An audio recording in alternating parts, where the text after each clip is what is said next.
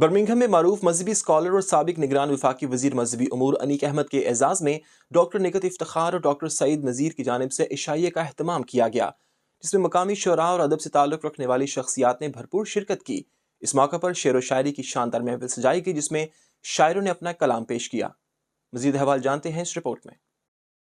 Birmingham میں معروف مذہبی اسکالر اور سابق نگران وفاقی وزیر مذہبی امور انیق احمد کے اعزاز میں ڈاکٹر نکہت افتخار اور ڈاکٹر سعید نذیر کی جانب سے مقامی ریسٹورنٹ میں عشائیہ کا اہتمام کیا گیا، جس میں ڈاکٹر سعید، ڈاکٹر کیسر زیدی، شاعر اہل بیت سجاد حیدر، آصف حنیف ناصر، نوجوان شاعر شہرام رضا، Pakistan press club UK Midlands کے صدر سعید عابد کاظمی اور دیگر خواتین و حضرات نے بھرپور شرکت کی۔ اس موقع پر شعر و شاعری کی شاندار محفل سجائی گئی، جس میں شاعروں نے اپنا کلام پیش کیا۔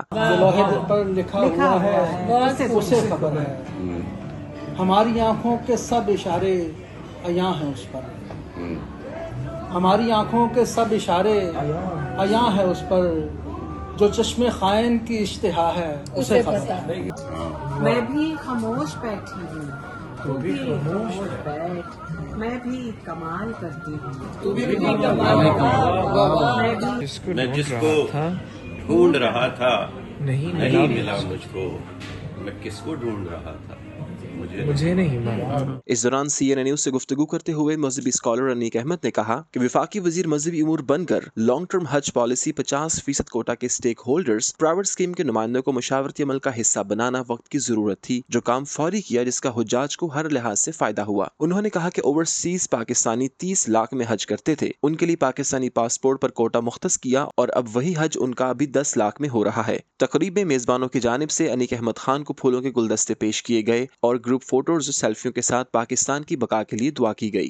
مجھے بڑی خوشی ہوتی ہے دیار غیر میں جب میں جاتا ہوں اور اس طرح کی ادبی محفلیں اٹینڈ کرتا ہوں، تو وہ اردو کا یہ سفر ہے، بلکہ یہ ایک خوشبو کا سفر ہے جو پوری دنیا میں پھیل رہا ہے۔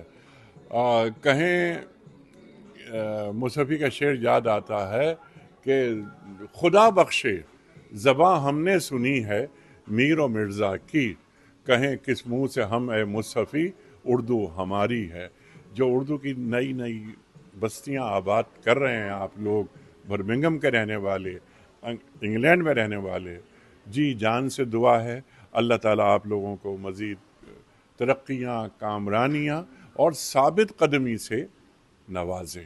بہت شاندار رہی اور بہت اچھا لگا، بہت مزہ آیا۔ نکہت افتخار اور ڈاکٹر سعید اس کے میزبان تھے اور مہمان خصوصی ہمارے انیق احمد صاحب تھے۔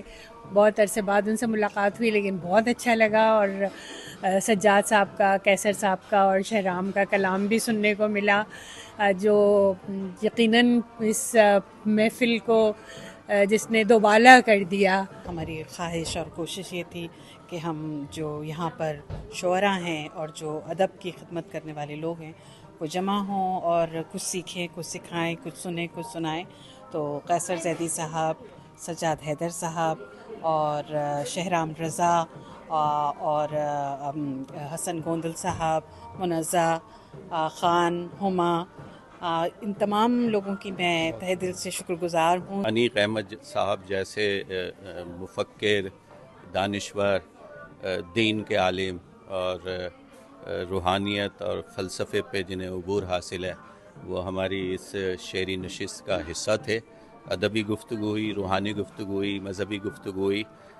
یقین جانیے کہ آج کی محفل نے ہمارے علم میں بھی اضافہ کیا، ہمارے شوق اور ذوق کی آبیاری بھی کی، اور ہمیں یہ انسپریشن بھی دی کہ اپنی زبان اور اپنے ادب اور اپنے کلچر سے جو تعلق ہے اس کو قائم رکھیں۔ کہ مکیں ہر مانی روشن مکاں ہر بیت موضوع ہیں، غزل کہتے نہیں ہم چند گھر آباد کرتے ہیں۔